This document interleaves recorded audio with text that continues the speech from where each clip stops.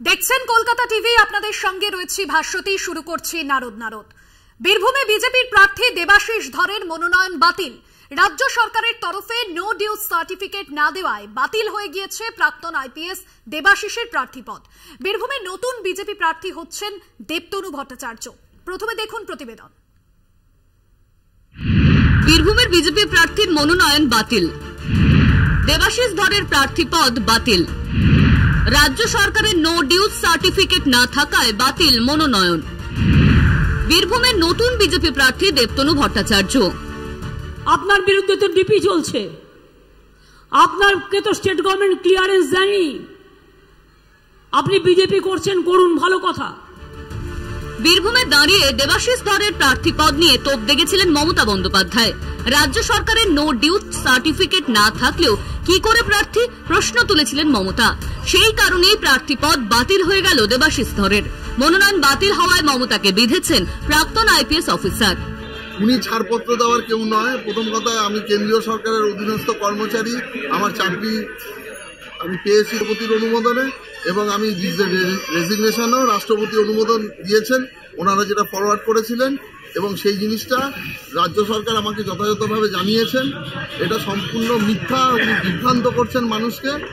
আর দু নম্বর কথা, যে আমি অবশ্যই রেজিগনেশন অ্যাকসেপ্ট হওয়ার পরেই আমি আমার মনোনয়ন জমা দিয়েছি। আগাম বিপদের আশঙ্কা করেই বিজেপির দেবতনু ভট্টাচার্যকে মনোনয়ন দাখিল করতে বলে। দলের নির্দেশে বৃহস্পতিবার মনোনয়ন দাখিল করেন দেবতনু। এটা পার্টি ডিসিশন, আমরা পার্টির সোলজার। কোনো টেকনিক্যাল বিষয় আছে, হয়তো পার্টি যেরকম বলেছে আমি সেই অনুসারে করেছি। তবে ছবিটা বদলে যায় শুক্রবার। দেবাশিসের মনোনয়ন বাতিলের পর বিজেপি অবশ্য দাবি করে বীরভূমে তাদের প্রার্থী দেবাশিসই। 9 এপ্রিল 2024 সর্বশেষ নির্দেশ এই সম্পর্কিত, সেখানে ক্যাটেগরিক্যালি বলে দেওয়া আছে নো ডিউজ সার্টিফিকেট উপর ভিত্তি করে কারণ মনোনয়ন বাতিল করা যায় না। আমি আশা করব মহামান্য হাইকোর্ট এই নির্দেশই বহাল রাখবেন এবং দেবাশিস ধরই নির্বাচনে বীরভূম কেন্দ্র থেকে প্রতিদ্বন্দ্বিতা করে দিল্লি যাবেন। হাইকোর্টের রায় যদি অন্যরকম আসে, পার্টি সিদ্ধান্ত নেবে। পার্টি যাকে ক্যান্ডিডেট হিসেবে সামনে রাখবে উনি ক্যান্ডিডেট হবেন। আমাকে বললে আমি প্রত্যাহার করে নেব। জনপ্রতিনিধিত্ব আইনের 36C ধারায় দেবাশিস ধরের মনোনয়ন বাতিলযোগ্য বলে জানিয়েছে কমিশন। দেবাশিসের দাবি, সুপ্রিম কোর্টের ছাড়পত্র থাকার পরও মনোনয়ন পত্র বাতিল হয়েছে। সার্টিফিকেট যেটা কি বলে, ওনারা ইসিআই থেকে ক্লারিফিকেশন নিয়েছিলেন, ওটা মানে ইয়ের জন্য ওটা টেকনিক্যাল ডিফেক্ট হিসাবে ধরছেন, ফলে ওটাও নাকি মানে এই মুহূর্তে অ্যাকসেপ্ট করা যাচ্ছে না। লিগাল কোর্সে যাব নিশ্চয়ই। বীরভূমে তৃণমূল প্রার্থী শতাব্দী রায় লড়াই হবে না বলে কিছুটা মুষড়ে পড়েছেন। কটাক্ষের সুর দেবাশিসকে বিঁধেছেন অভিনেত্রী। আর একজন ফাইল করেছে, তখন থেকেই সবাই বুঝতে পারছিল যে এটার মধ্যে কোনো ডাউট আছে ওদের, তাই জন্য আরেকজনকে ফাইল করিয়েছে। তারপরেও আমার ধারণা যে উনি, আমি মানে বিরোধী হলেও আমার খারাপ লাগছে, কারণ একটা মানুষ যখন প্রার্থী হয় তার একটা মেন্টাল প্রিপারেশন থাকে, সে লড়বে, জিতবে না জেনেও লড়বে। উনি লড়লেও আমি জিততাম, উনি যদি নাও লড়েন তাহলেও আমি জিতব। লালমাটিতে লড়তে অনড় দেবাশিস। আদালতের দ্বারস্থ প্রাক্তন আইপিএস অফিসার। বীরভূমে কি প্রার্থীপদ ফিরে পাবেন দেবাশিস? 29 এপ্রিলের আগেই তার ফয়সালা হয়ে যাবে।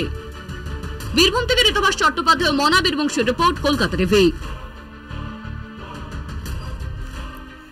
প্রাক্তন আইপিএস দেবাশিস ধর যখন তার নাম বিজেপি প্রার্থী হিসেবে সামনে আসে এবং নানান জল্পনা যেরকম তৈরি হয়, গত মঙ্গলবারই তিনি মনোনয়ন পত্র জমা দেন। কিন্তু তারপর ঘটনাচক্রে গত মঙ্গলবারই বীরভূমের সভা মঞ্চ থেকে মুখ্যমন্ত্রী মমতা বন্দ্যোপাধ্যায় তিনি একেবারে হুঁশিয়ার দেন যে রাজ্য সরকারের তরফে তাকে কোনো ক্লিয়ারেন্স দেওয়া হয়নি, এবং আইন অনুযায়ী সেক্ষেত্রে ক্লিয়ারেন্স অর্থাৎ নো ডিউজ সার্টিফিকেট না দিলে নির্বাচনে প্রার্থী লড়তে পারেন না। এবং সেই জায়গা থেকেই প্রশ্ন উঠতে শুরু করে, তাহলে দেবাশিস ধরের নাম কেন সামনে আসে? কিন্তু লাল মাটির গড়ে অনর কিন্তু দেবাশিস ধর তিনি লড়ার ক্ষেত্রে, যদিও নতুন বিজেপি প্রার্থী হিসেবে দেবতনু ভট্টাচার্য তিনি মনোনয়নপত্র জমা দিয়েছেন এবং বিজেপির তরফেও খানিক দাবি করা হচ্ছে যে দেবাশিস ধর তিনি প্রার্থী থাকছেন। তবে এই দেবতনু ভট্টাচার্য তিনি কে? 2021-এর বেশ কিছু আগে, অর্থাৎ 2021-এর বিধানসভা নির্বাচন তার বেশ খানিক আগে দেবতনু ভট্টাচার্য তিনি বিজেপিতে যোগদান করেন। যদিও এই জায়গা থেকে প্রশ্ন উঠছে, পঞ্চায়েতে বীরভূম যে কেন্দ্রগুলো রয়েছে পঞ্চায়েত নির্বাচনের ক্ষেত্রে বিজেপি কিন্তু বেশ কিছুটা ফল ভালো করেছিল, তাহলে জেলা থেকে কেন কোনো মুখ তোলা হলো না? দেবতনু ভট্টাচার্যকে কেন সামনে আনা হলো? এই প্রশ্নও উঠছে। অন্যদিকে দেবতনু ভট্টাচার্য যিনি এই মুহূর্তে বীরভূম লোকসভা কেন্দ্র, যেখানে 4টি কেন্দ্রের তিনি দায়িত্বে রয়েছেন এবং ক্লাস্টার ইনচার্জ হিসেবে তিনি কাজ করছেন, এবং লোকসভা নির্বাচনের আবহে বীরভূমের যে সাংগঠনিক কাজকর্ম রয়েছে সেই সমস্ত কাজকর্ম তিনি দেখছেন দেবতনু ভট্টাচার্য, এবং সেই জায়গা থেকে বেশ কিছু বিষয় সামনে আসছে এবং এই নিয়ে আজকে আলোচনায় আসবো। এই মুহূর্তে আমাদের সঙ্গে যুক্ত হচ্ছেন বিজেপির জেলা সম্পাদক কৃষ্ণকান্ত সাহা, আপনাকে স্বাগত জানাবো কলকাতা টিভিতে। পাশাপাশি তৃণমূলের তরফে রয়েছেন বীরভূম জেলা তৃণমূল শিক্ষা সেলের প্রাক্তন সভাপতি অভিজিৎ চৌধুরী। আমি শুরুতেই একটু কৃষ্ণকান্ত বাবু আপনার কাছে আসবো। বিজেপির তরফে প্রার্থী ঘোষণা করা হয়েছে দেবাশিস ধরকে, এবং সেখানে আমরা জানি বীরভূম লোকসভা কেন্দ্র অনুব্রতহীন বীরভূম রাজ্য রাজনীতিতে সব থেকে হাই ভোল্টেজ কেন্দ্র, যেখানে তৃণমূলের তরফে শতাব্দী রায় তিনি টানা 3 বারের সাংসদ। 29শে এপ্রিল শেষ মনোনয়ন, এবং তার আগে দেবাশিস ধরের যে প্রার্থীপদ ঘিরে জল্পনা, তার প্রার্থীপদ মনোনয়ন বাতিল হয়েছে, সব মিলিয়ে এই মুহূর্তে বিজেপির কাছে কতটা ধাক্কার?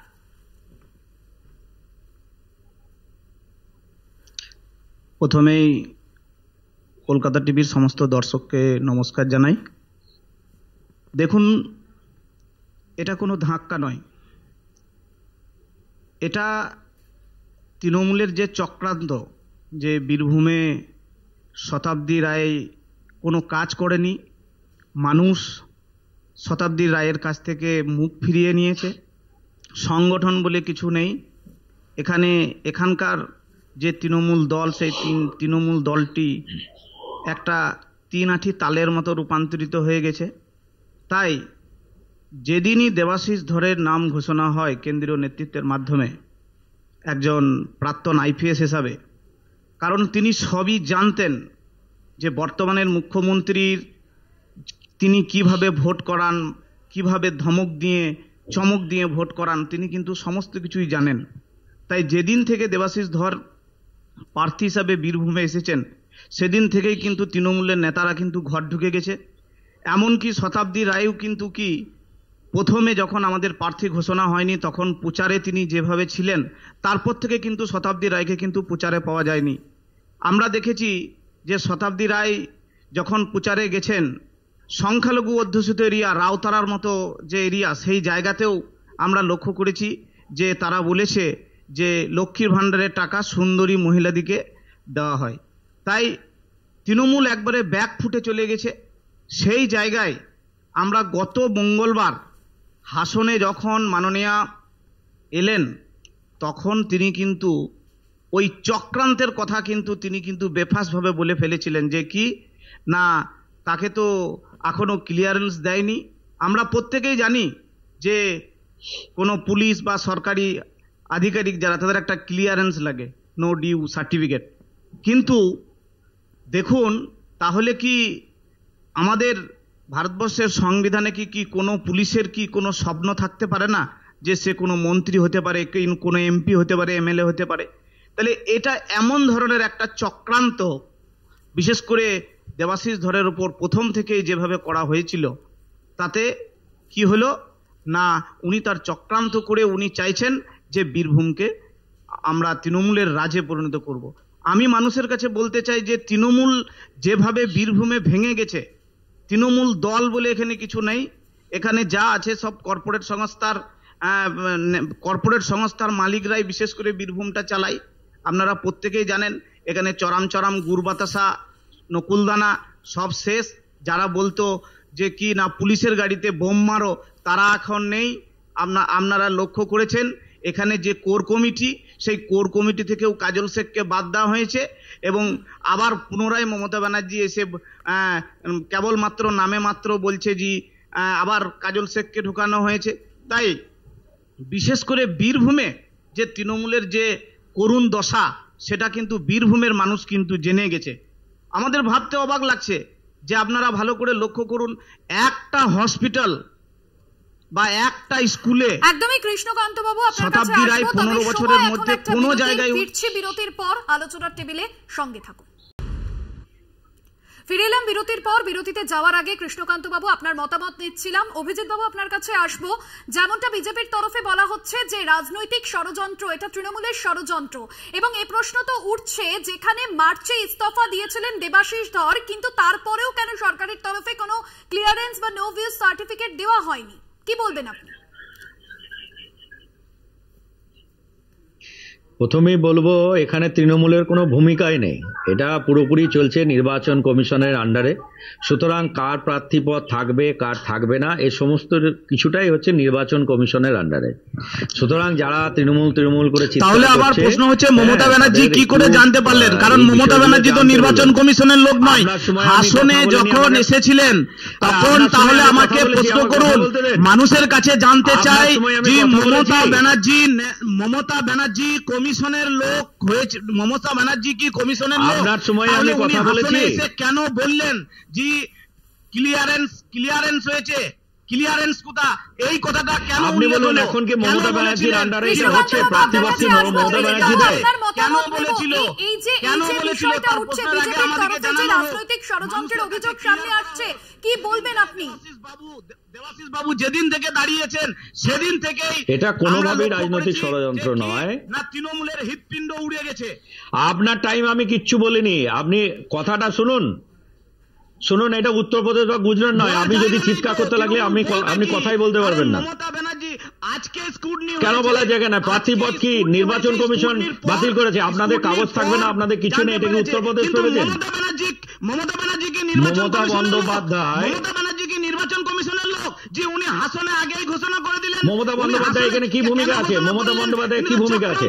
আর শুনুন, আপনাদের কে দাঁড়ালো? দেবাশিস ধর দাঁড়ালো না দেবতনু দাঁড়ালো না দেবহনু দাঁড়ালো, আমাদের কিচ্ছু যায় আসে না। এখানে ভোট মামাটি মানুষ দেবে, এবং মানুষ তৃণমূল কংগ্রেসের সঙ্গে আছে, এবং মানুষ তৃণমূল কংগ্রেসের সঙ্গে আছে। এখানে কে দাঁড়ালো আপনাদের কে দাঁড়ালো আমাদের কিচ্ছু যায় আসে না।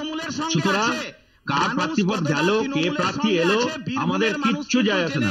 শুনুন, একটা কথা বলি, আপনারা এই যে কথার উপর কথা বলছেন, এই যে ক্ষমতা দেখাচ্ছেন, আপনাকে একটা কথা বলি শুনুন, একটা ভারী পাথর আপনারা নিজেদেরকে ক্ষমতাশালী ভাবছেন, তো দেশের ক্ষমতাশালী ভাবছেন তো। একটা ভারী পাথর সে ভাবে যে সে এতটা ভারী যে তাকে হাওয়াতে উড়াতে পারবে না, সে এতটা মজবুত যে তাকে আগুনে পোড়াতে পারবে না। কিন্তু মনে রাখবেন যে সেই ভারী পাথরটাকে কিন্তু নদীর জল এসে ডুবিয়ে দেয়। মমতা বন্দ্যোপাধ্যায় হচ্ছে সেই নদীর পবিত্র জল, যে আপনাদের এই যে দম্ভ, এই যে কথা বলতে দিচ্ছেন না, ভারতবর্ষের গণতন্ত্রকে গলা টিপে হত্যা করছেন, ভারতবর্ষের গণতন্ত্রকে শেষ করে দেওয়ার জন্য উঠে পড়ে লেগেছেন। এই পবিত্র জল আপনাদের এই যে পাথর, সেই পাথরটাকে ডুবিয়ে ছাড়বে, এই কথাটা কিন্তু আপনি মনে রাখবেন। আর এই যে গলার জেদ দেখে কথা বলতে দিচ্ছেন না, যে বিষয়ে আপনি মতামত দিচ্ছিলেন এবং যে অভিযোগ বিজেপির তরফে আসছে, তবে এই প্রশ্ন তো উঠছে যে কেন রাজ্য সরকারের তরফে নো ডিউজ সার্টিফিকেট দেওয়া হয়নি, কেন ক্লিয়ারেন্স দেওয়া হয়নি, যেখানে মার্চের শেষে ইস্তফা দিয়েছিলেন তিনি?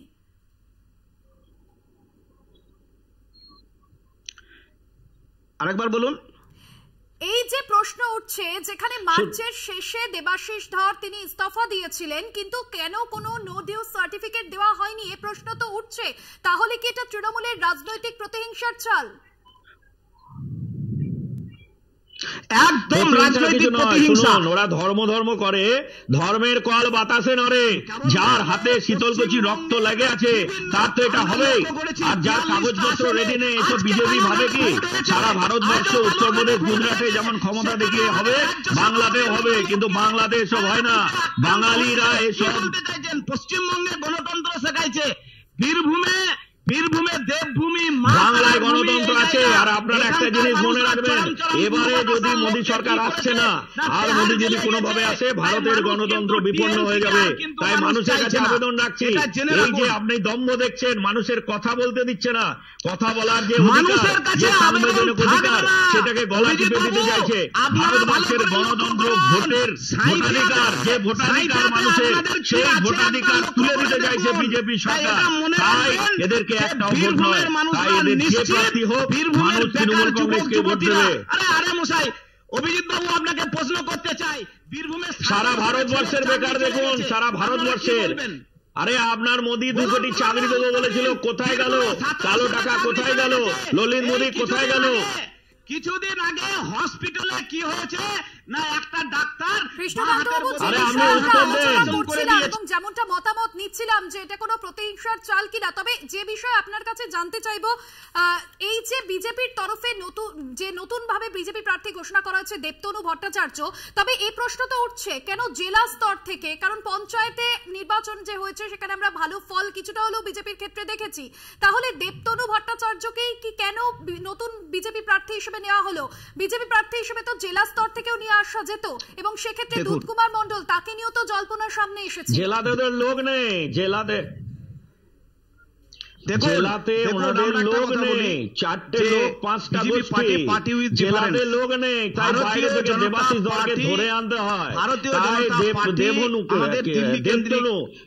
গাছে গাছে চাপতে চাপতে বীরভূমে এসে পৌঁছায়। বীরভূমের ভূমিকা কি? বীরভূমের ভূমিকা কি? বীরভূমের মানুষ, তৃণমূল কংগ্রেস এবং আপনাদের সভাপতিকে কে পরিচালনা করছে বলুন আপনারা? আমাদের বর্তমানে মাথা মমতা বন্দ্যোপাধ্যায় হয়ে গেছে, তালের মতো হয়ে গেছে মমতা বন্দ্যোপাধ্যায় আমাদের একজনই কাফি।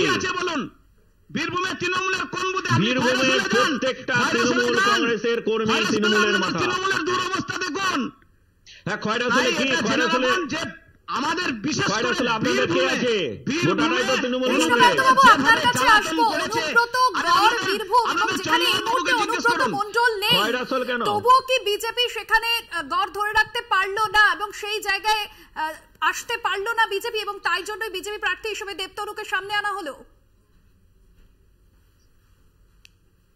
একদম শুনুন, অনুব্রত মন্ডলকে চক্রান্ত করে তিহার জেলে রাখতে পারে, কিন্তু মনে রাখতে হবে খয়রাসুল, দুবরাজপুর, অনেক ধন্যবাদ জানাবো অভিজিৎ বাবু, আপনাকে তৃণমূলের তরফে ছিলেন। পাশাপাশি কৃষ্ণকান্ত সাহা আমাদের সঙ্গে ছিলেন, জেলা সম্পাদক বিজেপির। ধন্যবাদ জানাবো আপনাকেও। আমাদের এই আলোচনা যেখানেই শেষ করতে হচ্ছে। অন্যান্য আরো খবরের জন্য দেখতে থাকুন কলকাতা টিভি রাত দিন 7 দিন।